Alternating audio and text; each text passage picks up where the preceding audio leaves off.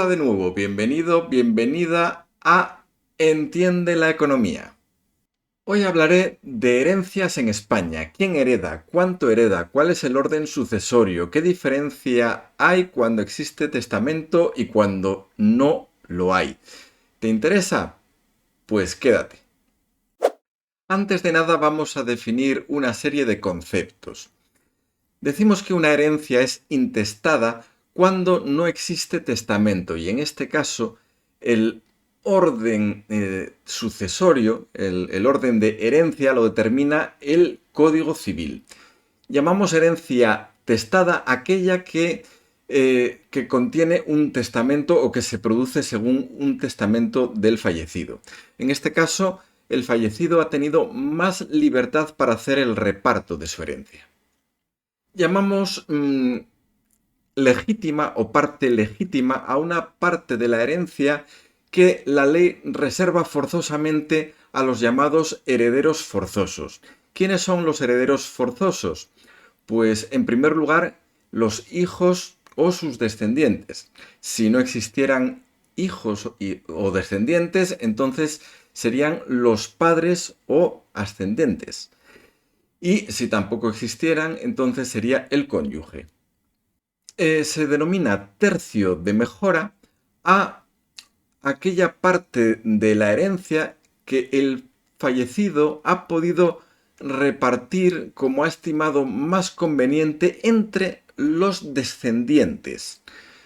De esta manera puede favorecer a un hijo frente a otro, si considera que alguno de ellos puede tener una necesidad mayor. Y se denomina tercio libre a la parte de la herencia que se reparte con total libertad por parte del fallecido. Es decir, que podría optar por conceder esa parte de la herencia a un amigo o a una ONG, por ejemplo. Hay que destacar que esta división en 3 tercios iguales, legítima, mejora y tercio libre, realmente solo se aplica si existen descendientes. Bueno, tenemos que considerar la palabra descendiente en sentido amplio. Si hubieran fallecido los hijos, los descendientes podrían ser los nietos. Según el Código Civil español, este sería el orden de sucesión cuando no existe testamento. En primer lugar, los hijos y sus descendientes. En caso de existir hijos o descendientes, se excluyen a todas las demás personas. En segundo lugar, si no hay hijos ni descendientes, entonces esa herencia pasaría a los padres o ascendentes. Por ejemplo, si los padres hubieran fallecido y los abuelos no, podrían pasar a los abuelos. ¿Vale? Sería un caso un poco extraño, pero posible. En tercer lugar, si también han fallecido los ascendentes, el heredero o heredera sería el cónyuge, el viudo o la viuda. Si tampoco existiera esta figura, entonces los herederos serían los hermanos y los sobrinos. Si tampoco el fallecido tiene hermanos ni sobrinos, entonces estaríamos hablando ya de los parientes más próximos. Normalmente se buscan hasta el cuarto grado, es decir, hasta los primos carnales, a partir de, o sea, tíos y primos carnales o primos hermanos serían los siguientes en la línea sucesoria. Si el fallecido no tiene absolutamente ningún familiar, entonces el Código Civil establece que el heredero sería la administración del Estado o de la comunidad autónoma. Para entender mejor el sistema de herencias en España, vamos a estudiar distintos casos. Caso número 1, un caso habitual. Fallece el marido dejando viuda y 2 hijos. Pongámonos en la hipótesis de que no hubiera testamento previo. En este caso, todo el patrimonio del difunto sería heredado por los descendientes, por los hijos, por los dos hijos, a partes iguales.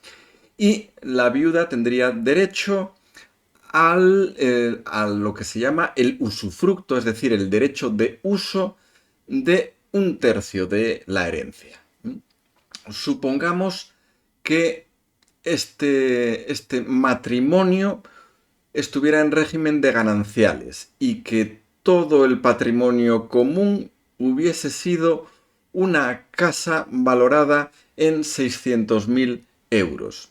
La herencia del difunto sería la mitad de esa casa, es decir, valorado en 300.000 euros, ¿vale? Pues de esos 300.000, la mitad corresponderían a cada uno de los hijos, ¿eh? Y tendrían plena propiedad sobre lo que sería el 66% de la herencia, cada uno un 33%, mientras que del 33% restante no tendrían plena propiedad, tendrían lo que se llama nuda propiedad, es decir, una propiedad en la cual el derecho de usufructo, el derecho de disfrute no les corresponde, sino que correspondería a la viuda.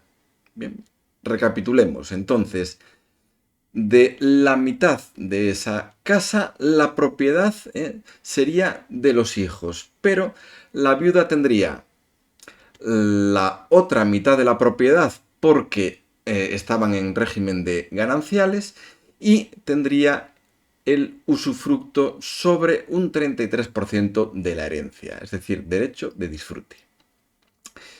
Es habitual en este tipo de herencias que los herederos puedan comprar ese derecho de usufructo a la viuda si se estima oportuno.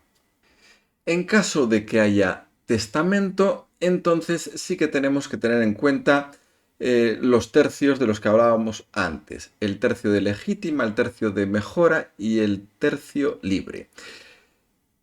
Todos los herederos tendrían derecho a esa legítima, es decir, todos los hijos. Se repartiría, por supuesto, a partes iguales. Los dos hijos podrían tener derecho al tercio de mejora, pero no necesariamente a partes iguales. Aquí ya depende de lo que haya establecido el fallecido en su testamento. Podría haber decidido dar todo este tercio a uno solo de los hijos, por ejemplo. Y el tercio libre, pues también se aplica lo que haya deseado el difunto en su testamento. Y este último tercio, el tercio libre, no hay obligación de repartirlo entre los hijos. Podría haber establecido un heredero diferente. Es bastante habitual que se establezca el usufructo universal de la viuda en el testamento, en lugar de solo el usufructo sobre el tercio de mejora, porque eso puede evitar problemas en el futuro. Lo que no se puede hacer en un testamento es desheredar a uno de los hijos si no existe una causa justificada. Y ojo, que esa causa justificada tiene que estar suficientemente probada. Estar en régimen de gananciales o en régimen de separación de bienes en el matrimonio puede cambiar totalmente el resultado de la herencia. Imaginemos que en el régimen de gananciales hubiera que repartir una casa que vale 300.000 euros. Pues la viuda se quedaría con el 50%, pero no porque sea parte de la herencia, sino porque ese 50% ya le correspondía a ella antes del fallecimiento.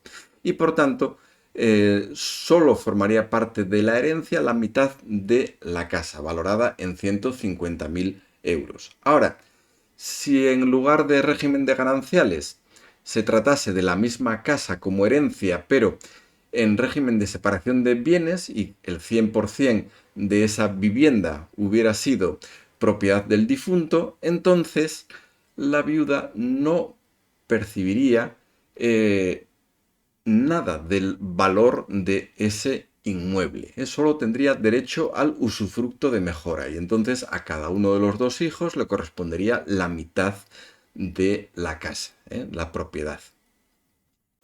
En una herencia es importante conocer el término de bienes privativos.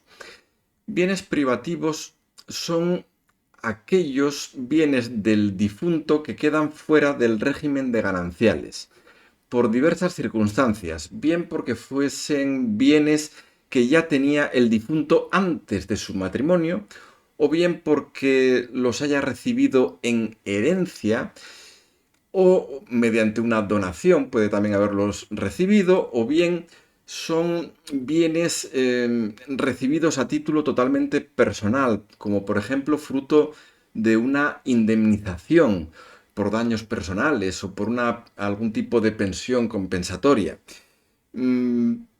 También pudiera ser que, a pesar de estar en régimen de gananciales, los miembros del matrimonio hubieran pactado que determinados bienes son de carácter privativo.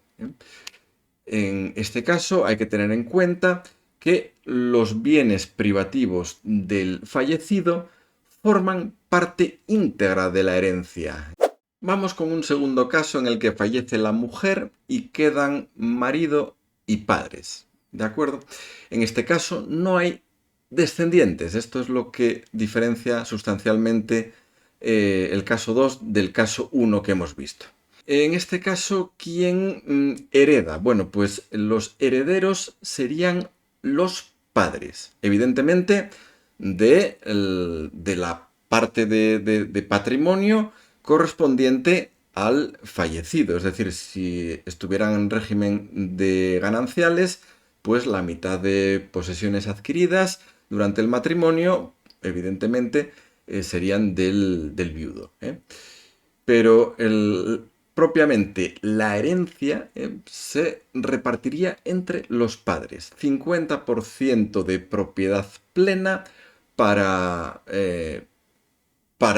los dos padres y 50% en nuda propiedad.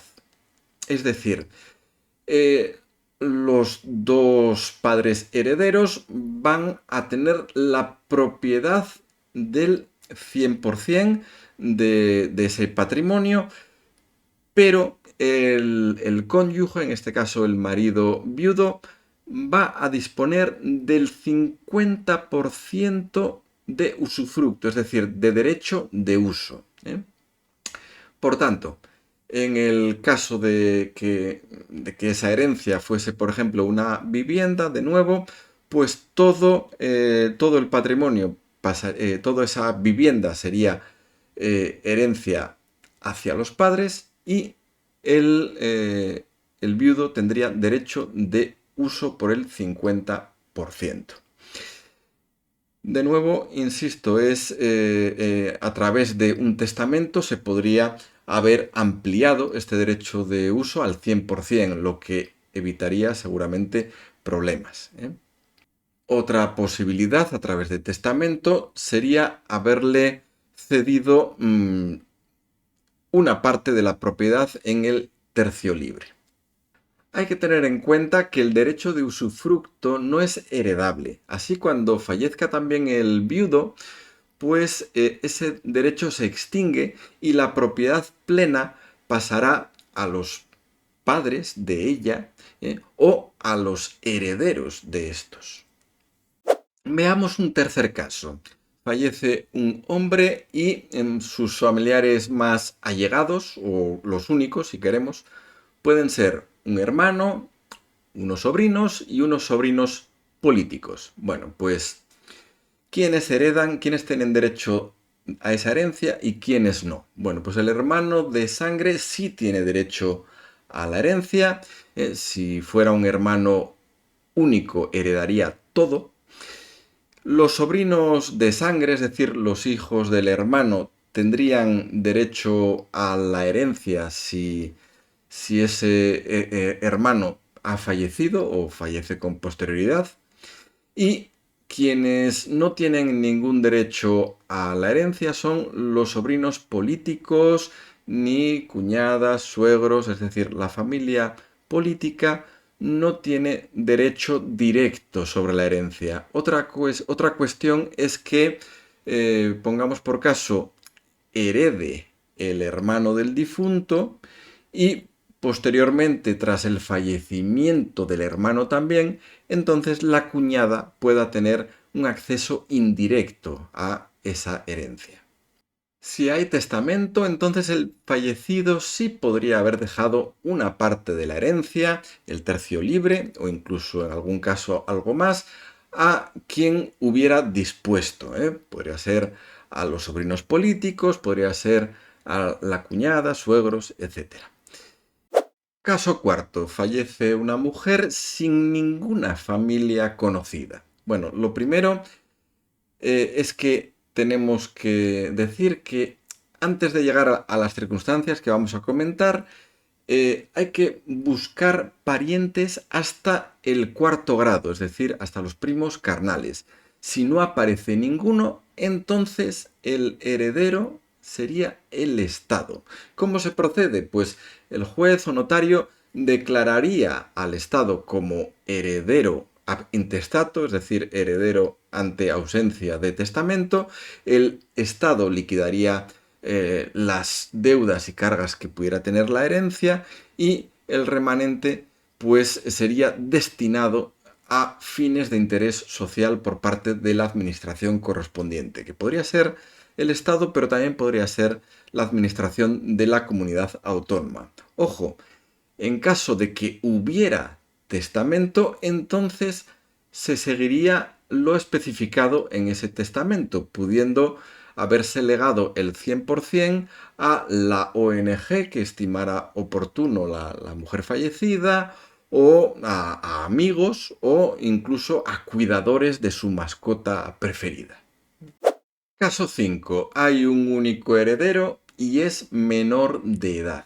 ¿Vale? En estas circunstancias, pues el menor que hereda el 100% no puede administrar los bienes por sí solos.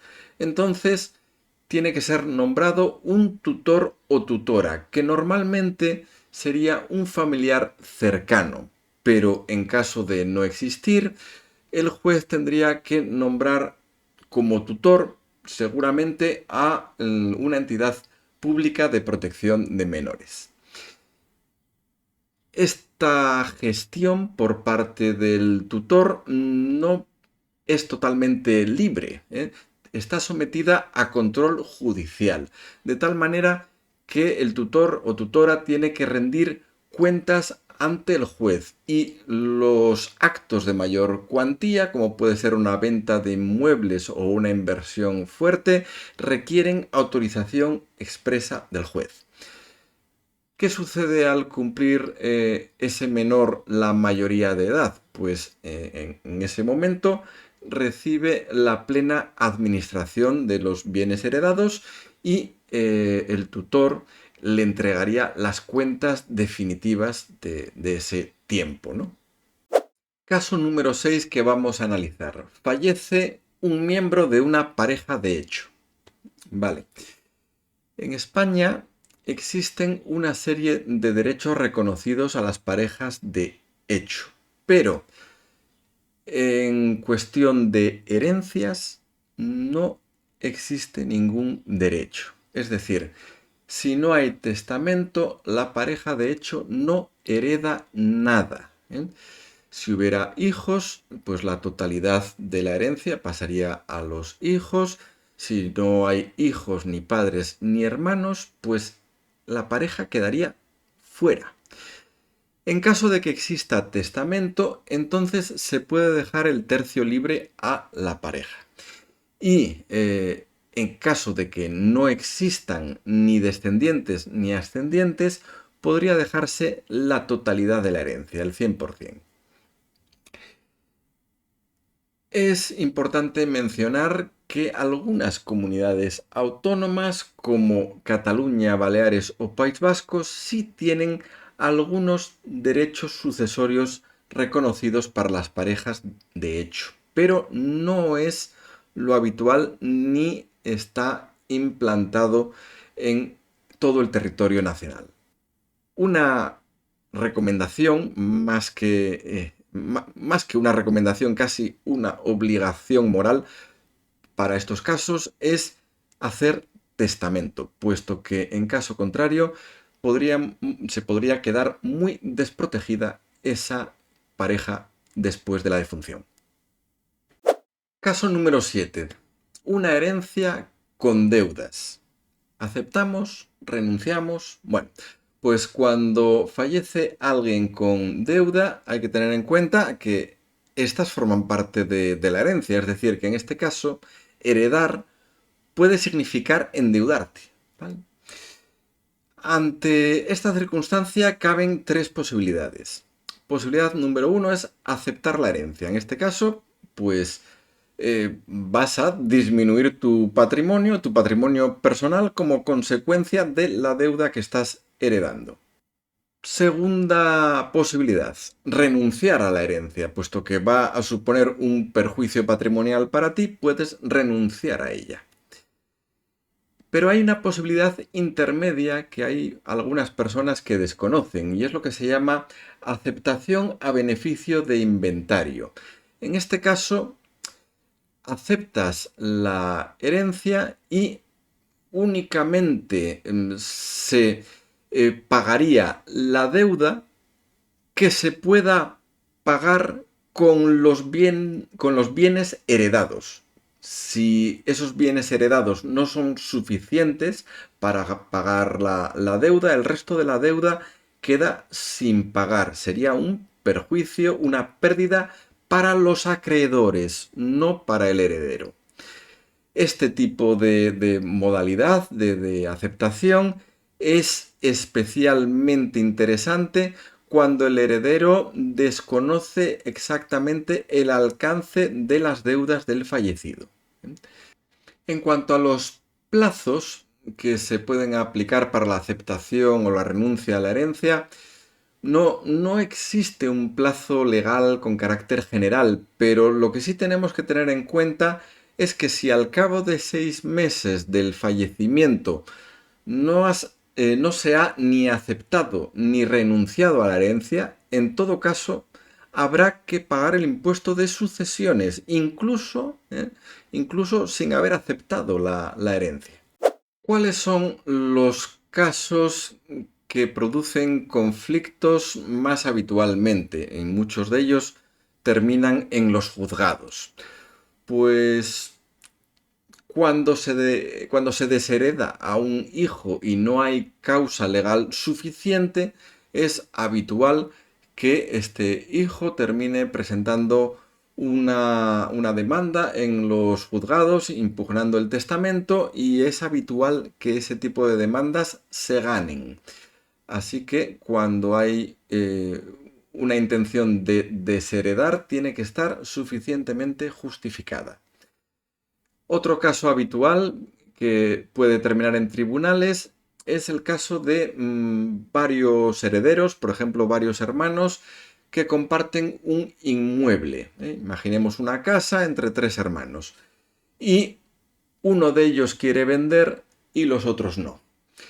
Claro, en este caso hay un derecho de compra preferente por parte del resto de hermanos, de los que no quieren vender. Pero si tampoco quieren comprar esa parte al hermano que desea la venta, pues entonces la única solución posible y que va a establecer el juez es la subasta pública. Y ojo que cuando se llega a ese punto, lo más habitual es que el precio final de venta tras la subasta sea un precio bajo, un precio fuera de mercado en el cual hay pérdidas patrimoniales para todos. Otro caso problemático puede ser la empresa familiar heredada por varios hermanos.